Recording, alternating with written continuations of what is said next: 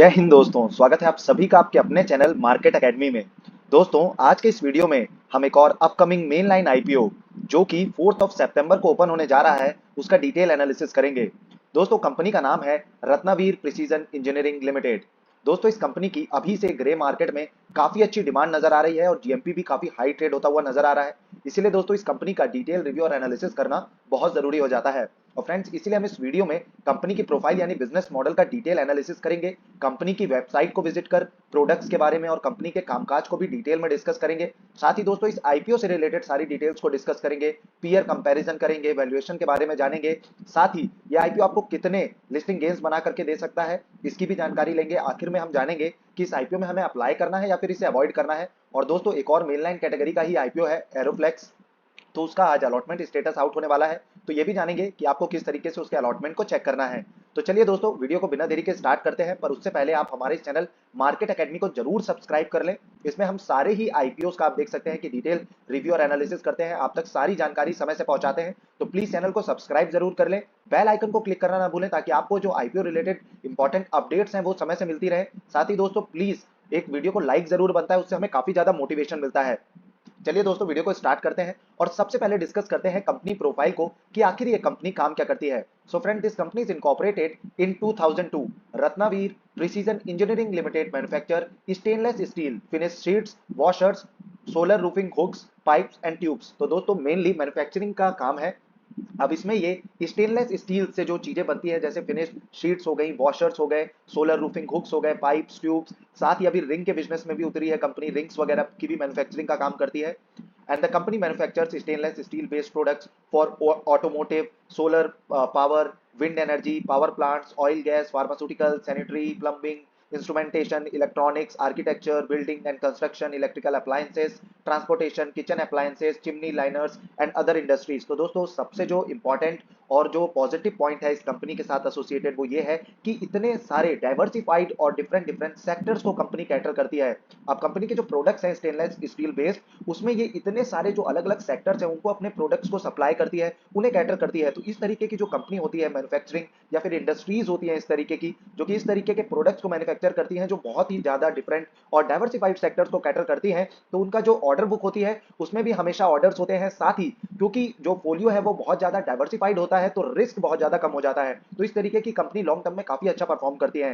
साथ ही और इस तरीके की कंपनीज की डिमांड भी हमेशा रहती है, क्योंकि प्रीसीजन बेस्ड जो प्रोडक्ट्स होते हैं वो बनाती है कंपनी, तो इस तरीके की कंपनियों की आमतौर पर डिमांड भी काफी हाई होती है। And Ratnaveer precision engineering has 4 manufacturing facilities, out of which 2 units, unit 1 and unit 2 are located in Vadodara Gujarat and unit 3 is also located in Vadodara Gujarat. तो मेनली दोस्तों, जो यूनिट्स हैं वो सारी की सारी, चाहे वो चारों की चारों यूनिट की हम बात करें तो गुजरात बेस्ड ही है, जिसमें फर्स्ट 3 जो है वो वडोदरा गुजरात में है और जो फोर्थ वन है वो है अहमदाबाद गुजरात में। And the company manufactures SS finish sheet. अब एसएस दोस्तों होता है stainless steel finish sheets, SS washers, SS solar mounting hooks. Unit 1 and unit 2 जो है दोस्तों वो mainly SS pipe, solar hooks वगैरह की मैन्युफैक्चरिंग का काम करती है। वहीं दोस्तों, जो यूनिट 3 और यूनिट 4 है वो डेडिकेटेड है towards the backward integration process. And unit 3 is a melting unit where melted steel scraps is turned into steel ingots. And fourth unit is rolling unit where flat ignots are further processed to turn them into SS sheets, which are the raw material of SS washers. And Ratnavir intended to expand its portfolio of SS washers by adding circle clips to product line। तो जैसा कि दोस्तों मैंने starting में ही बताया था कि पहले कंपनी काफी ज्यादा फोकस्ड थी हुक्स, पाइप्स, ट्यूब्स, वॉशर्स बनाने के लिए। अभी सर्कल क्लिप्स और रिंग्स की भी मैन्युफैक्चरिंग को कंपनी कर रही है, साथ ही अपने बिजनेस को काफी ज्यादा एक्सटेंड कर रही है। It currently offers 2500 SKUs of SS washers including inner ring washers, spring washers, nod lock washers, retaining rings, internal tooth washers, external tooth washers of different size and specifications। तो दोस्तों, बाकी जो प्रोडक्ट फोलियो में product शामिल है उनका हम detail analysis इसी वीडियो में, अभी जब हम कंपनी की वेबसाइट को विजिट करेंगे तो और भी डिटेल में जानेंगे। For this company has also taken land located at E78 GIDC industrial estate district Vadodara Gujarat, which is adjoining to unit 1 on a 99-year lease from GIDC. तो दोस्तों, जीआईडीसी जो इंडस्ट्रियल स्टेट है उनसे इन्होंने 99 year के लिए lease पर जमीन को लिया हुआ है, जिसमें ये सारे जो रिंग्स वगैरह, सर्कल क्लिप्स का जो प्रोडक्ट लाइन है उसको एक्सटेंड कर रही है। वहीं दोस्तों, अगर फाइनेंशियल ईयर 2023 की बात की जाए, company recorded a total revenue of operations of rupees 4,797.30 million, which include domestic turnover rupees 3,875 million and export turnover of rupees 921.91 billion. तो दोस्तों एक्सपोर्ट भी कर रही है कंपनी, साथ ही डोमेस्टिक टर्नओवर भी काफी बढ़िया है। बाकी फाइनेंशियल भी हम आगे चल करके और डिटेल में डिस्कस करेंगे। चलिए उससे पहले सबसे पहले अब चलते हैं कंपनी की वेबसाइट पे कि कंपनी का कामकाज एक्चुअली में क्या है और किस तरीके के प्रोडक्ट्स हैं। तो दोस्तों इस तरीके की कुछ कंपनी की वेबसाइट है जिसमें आप न्यू प्रोडक्ट लॉन्च में देख सकते हैं कि सिरेटेड लॉक वॉशर्स हैं, सर्कल क्लिप्स हैं, स्प्रिंग वॉशर्स हैं, रिटेनिंग रिंग्स हैं। तो दोस्तों इस तरीके के कुछ न्यू प्रोडक्ट्स को कंपनी ने शामिल किया है। टूथ लॉक वॉशर्स भी हैं और भी अगर प्रोडक्ट्स को जानना है तो मेनली 4 सेगमेंट के प्रोडक्ट्स की मैन्युफैक्चरिंग का काम कंपनी करती है। सबसे पहले है स्टेनलेस स्टील वॉशर्स, सेकंड है सोलर माउंटिंग हुक्स, थर्ड है फिनिशिंग शीट्स, फोर्थ है एसएस ट्यूब पाइप्स। अब स्टेनलेस स्टील वॉशर्स को आप देख सकते हैं कि different different shapes and sizes के स्टेनलेस स्टील वॉशर्स की मैन्युफैक्चरिंग का काम कंपनी करती है। सोलर माउंटिंग हुक्स कुछ इस तरीके के हैं जिनकी मैन्युफैक्चरिंग का काम कंपनी करती है। साथ ही फिनिशिंग शीट्स को भी आप देख सकते हैं, NO04 मैट है, स्कॉच ब्राइट है, मिरर है, हेयरलाइन, इस तरीके की शीट्स की मैन्युफैक्चरिंग का काम कंपनी करती है। साथ ही एसएस ट्यूब्स एंड पाइपलाइंस की भी मैन्युफैक्चरिंग का काम कंपनी करती है जो कि स्टेनलेस स्टील बेस्ड होते हैं। तो दोस्तों इस तरीके के कुछ प्रोडक्ट्स हैं कंपनी के, काफी बढ़िया प्रोडक्ट्स निकल करके आ रहे हैं। साथ ही चलिए दोस्तों अब सबसे पहले आईपीओ रिलेटेड बाकी डिटेल्स को भी डिस्कस कर लेते हैं। तो ये आईपीओ 4 सितंबर को ओपन होने वाला है, 6 सितंबर इसकी क्लोजिंग डेट रहने वाली है। 11 सितंबर को आपको पता लगेगा कि आपको अलॉटमेंट मिला या फिर नहीं। वहीं दोस्तों अगर आपको अलॉटमेंट नहीं मिलता तो 12 सितंबर को आपके पैसे आपको रिफंड कर दिए जाएंगे, और अगर आप लकी रहते हैं और आपको अलॉटमेंट मिल जाता है तो 13 सितंबर को आपके शेयर्स आपके डीमैट अकाउंट में क्रेडिट कर दिए जाएंगे और इसकी जो लिस्टिंग है वो 14 सितंबर को आपको देखने को मिलने वाली है। वहीं दोस्तों प्राइस 10 रुपए पर शेयर की फेस वैल्यू डिसाइड की गई है। प्राइस की अगर बात करें तो प्राइस बैंड है 93 to 98 पर शेयर का। जब भी आप किसी आईपीओ में एप्लीकेशन को सबमिट करें तो हमेशा अपर प्राइस बैंड पर ही है आईपीओ को सबमिट करें, एप्लीकेशन को सबमिट करें। इस केस में 98 पर शेयर की एप्लीकेशन को सबमिट करें। लॉट साइज की बात करें 150 शेयर का एक लॉट रहने वाला है। टोटल इशू साइज 165 करोड़ का है जिसमें फ्रेश इशू 135 करोड़ का है, बाकी बचा हुआ 29.79 करोड़ ऑफर फॉर सेल है। तो काफी ज्यादा फ्रेश इशू है, ये भी काफी पॉजिटिव पॉइंट है। Issue type book build issue IPO रहने वाला है। लिस्टिंग इसकी बीएसई एनएसई में दोनों में ही आपको देखने को मिलने वाली है। वहीं दोस्तों अगर आप रिटेल कैटेगरी से इस पर्टिकुलर आईपीओ में बिडिंग या फिर एप्लीकेशन सबमिट करना चाहते हैं तो आप एक लॉट से अप्लाई कर सकते हैं। आपको शेयर्स अलॉट अप्लाई करने होंगे 150 और अमाउंट आपको लगेगा 14,700 रुपीज का। दोस्तों ये एक मेनलाइन कैटेगरी का आईपीओ है। मेनलाइन कैटेगरी के आईपीओ में रिटेल कैटेगरी से आप 14 to 15,000 रुपीज से एप्लीकेशन को सबमिट कर सकते हैं। वहीं जो एसएमई कैटेगरी के आईपीओज होते हैं उनमें आपको 1 लाख से ज्यादा का अमाउंट लगाना होता है। वहीं दोस्तों स्मॉल एचएनआई कैटेगरी से आपको 14 लॉट्स के लिए अप्लाई करना होगा। शेयर्स हो जाएंगे 2100 और वहीं दोस्तों अमाउंट हो जाएगा 2,05,800 रुपए का। वहीं दोस्तों अगर आप बिग एचएनआई कैटेगरी से एप्लीकेशन सबमिट करना चाहते हैं तो 69 लॉट्स के लिए आपको अप्लाई करना होगा। शेयर्स हो जाएंगे 10,350, अमाउंट हो जाएगा 10,14,300 रुपीज का।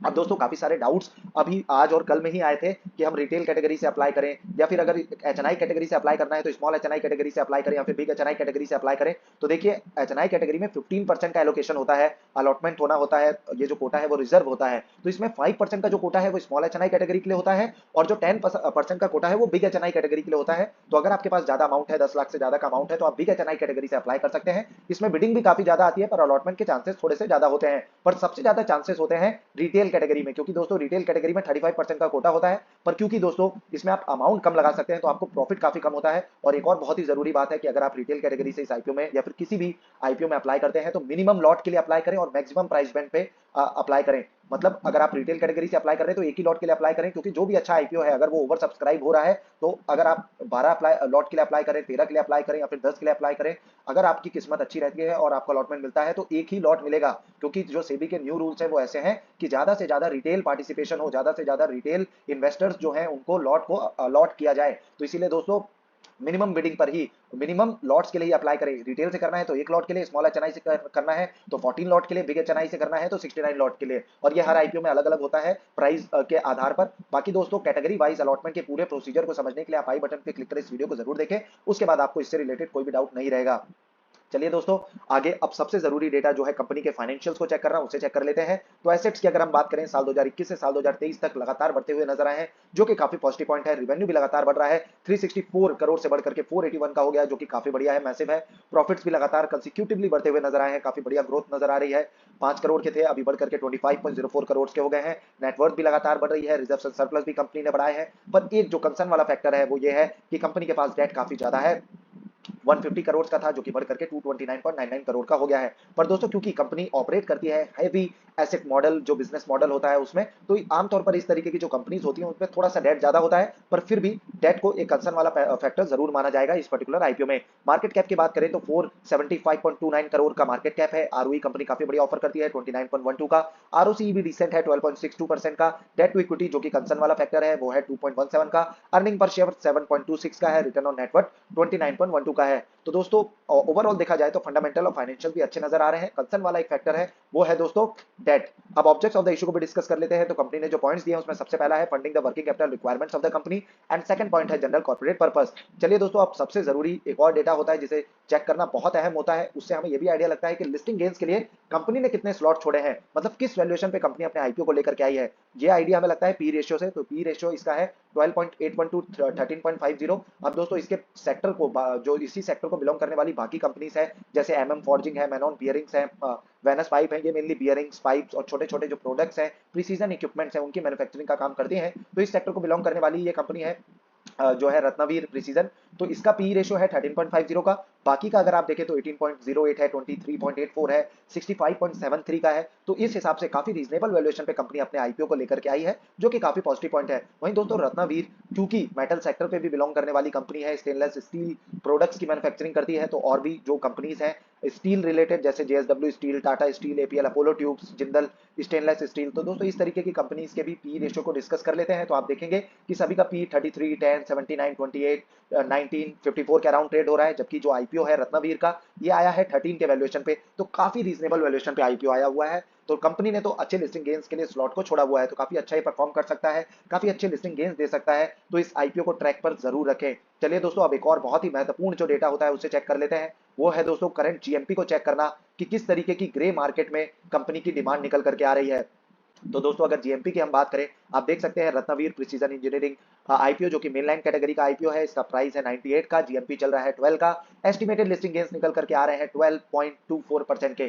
तो दोस्तों ये अभी आईपीओ ओपन होने में काफी ज्यादा दिन बाकी है, 4 सितंबर को ये ओपन होगा, क्लोजिंग इसकी 6 सितंबर को होगी। तो हम फाइनल डिसीजन लेंगे 6 सितंबर को on the basis of subscription figure, कितना सब्सक्रिप्शन निकल करके आ रहा है, कितनी डिमांड निकल करके आ रही है, और उस समय पे लास्ट दिन तक जीएमपी लगातार बढ़ता हुआ नजर आ रहा है या फिर होल्ड होता हुआ नजर आ रहा है। क्योंकि दोस्तों जीएमपी एक ऐसी वैल्यू है जो काफी ज्यादा फ्लक्चुएट करती है, और आप पहले दिन अप्लाई करें या फिर लास्ट दिन अप्लाई करें, जो अलॉटमेंट का जो प्रोबेबिलिटी है वो तो सिमिलर ही रहने वाली है। पर फिर भी दोस्तों काफी अच्छा आईपीओ है, तो ट्रैक पर जरूर रखें।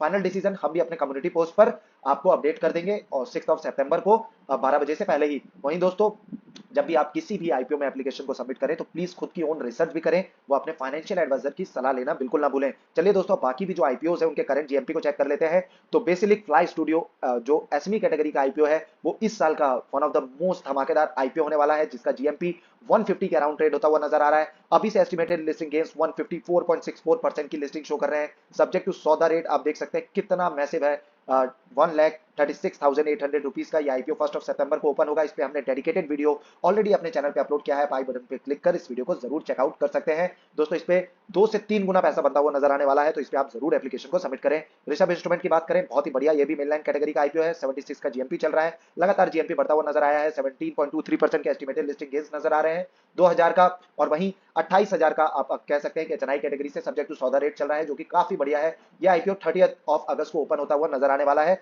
इस आईपीओ को भी आप ट्रैक पे रख सकते हैं, इस पे भी हमने डेडिकेटेड वीडियो ऑलरेडी अपलोड किया हुआ है। सीपीएस एनएसई जो कि एक एसमी कैटेगरी का आईपीओ है, इसके जीएमपी में थोड़ा सा फॉल देखने को मिला है, 70 का जीएमपी चल रहा है, 37.84% के एस्टिमेटेड लिस्टिंग गेन्स नजर आ रहे हैं। ये आईपीओ भी अच्छा आईपीओ है, इस पे भी आप एप्लीकेशन को सबमिट कर सकते हैं। आज ही के दिन ये आईपीओ ओपन हुआ है।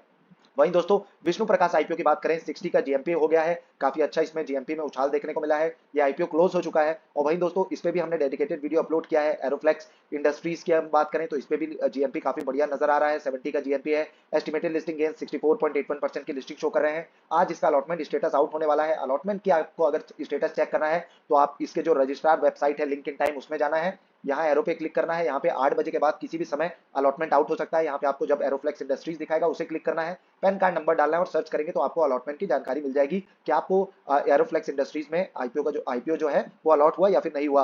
ऑन सन गर्नर एनर्जीज की अगर बात करें, 54.22% के एस्टिमेटेड लिस्टिंग गेन्स नजर आ रहे हैं, जो कि अपने आप में काफी बढ़िया है। बोंडाडा इंजीनियरिंग जो कि एक एसमी कैटेगरी का ही आईपीओ था, इसमें भी लगातार आपको जीएमपी में उछाल देखने को मिल रही है, 82.67% के एस्टिमेटेड लिस्टिंग गेन्स नजर आ रहे हैं। कल के दिन ये आईपीओ ओपन लिस्ट होता हुआ नजर आएगा। अब दोस्तों जो भी एसमी कैटेगरी के आईपीओ होते हैं उस पे आप लॉन्ग टर्म के लिए कभी भी होल्ड ना करें, या फिर आप जब भी लॉन्ग टर्म के लिए होल्ड करें तो अपने फाइनेंशियल एडवाइजर की सलाह जरूर लें, पर मेरी राय में कभी भी एसमी आईपीओ को लॉन्ग टर्म के लिए होल्ड ना करें। और साथ ही इसमें लिक्विडिटीज के भी इशू होते हैं, बाद में सेल करने में भी दिक्कत होती है। तो जिस किसी को भी बोंडाडा इंजीनियरिंग जो एसमी आईपीओ है ये अलॉट हुआ है, वो प्री मार्केट में 9 to 9:45 का जो समय होता है वो प्री मार्केट का टाइम होता है। अगर आप जीरोधा वगैरह से डीमेट अकाउंट ओपन किए हुए हैं तो आप 9 to 9:45 में लिमिट ऑर्डर को प्लेस कर सकते हैं इशू प्राइस पे या फिर लोअर सर्किट पे।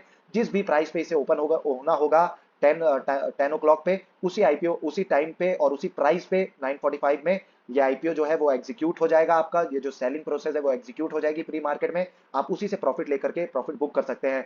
तो इस तरीके से आप प्री मार्केट में लिमिट ऑर्डर लगा करके किसी भी एसबी आईपीओ को सेल कर सकते हैं। नहीं तो बाद में उसमें कई बार आपको देखने को मिला होगा कि लोअर सर्किट अपर सर्किट वगैरह लगातार लगते रहते हैं और लिक्विडिटी की काफी ज्यादा इश्यूज देखने को मिलते हैं एसमी आईपीओ में। अब दोस्तों एसमी आईपीओ में काफी ज्यादा मोटा पैसा बनता हुआ नजर आ रहा है लगातार। आज ही के दिन शूरा डिजाइन जो एक एसमी कैटेगरी का आईपीओ है ये लिस्ट हुआ है। जीएमपी इसका ओनली 12 का था और 25% के जो एस्टिमेटेड लिस्टिंग गेन्स है ये भी कल ही के दिन से शो होने लगे थे। इससे पहले 0% दिखा रहा था, मतलब कोई भी एस्टिमेटेड लिस्टिंग गेन्स इसमें नजर नहीं आ रहे थे। और आज ये आईपीओ 90% पर लिस्ट हुआ है और इस पे भी ओपन होते ही तुरंत ही अपर सर्किट लग गया। अभी ये 99% पे ट्रेड होता हुआ नजर आ रहा है। तो आप देख सकते हैं कि एसमी आईपीओ पे काफी ज्यादा अच्छा पैसा बन रहा है। एसमी आईपीओ को जरूर ट्रैक पर रखें, पर एक चीज ध्यान रखें कि इसमें 1 लाख से ज्यादा का अमाउंट लगता है। चलिए दोस्तों ये सारी जानकारी हो गई आईपीओ रिलेटेड, और भी वीडियोस हम लगातार आपको टाइमली अपडेट करके आईपीओ रिलेटेड अपडेट्स देते रहेंगे, तो प्लीज चैनल को सब्सक्राइब जरूर कर लें। साथ ही अगर ये वीडियो आपको इन्फॉर्मेटिव लगा हो तो प्लीज इस वीडियो को लाइक जरूर करें, अपने दोस्तों के साथ शेयर करें, बताएं दोस्तों को कि आईपीओ में कितना अच्छा पैसा बन रहा है, उनके भी फाइनेंशियल नॉलेज अपग्रेड करें। साथ ही दोस्तों चैनल को सब्सक्राइब करने के साथ साथ बेल आइकन को क्लिक करना ना भूलें। धन्यवाद दोस्तों, जय हिंद।